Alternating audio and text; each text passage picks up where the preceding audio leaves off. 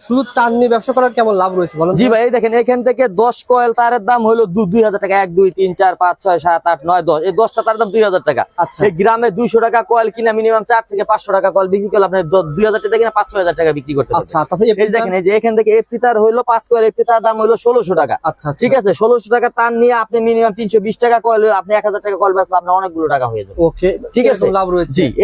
এরপরে আপনি বিভিন্ন রকমের সাইজ আছে, 5 কয়েল 10 কয়েল করে আপনি নিলে আপনি 15-20 হাজার টাকা নিয়ে ব্যবসা করতে পারবেন।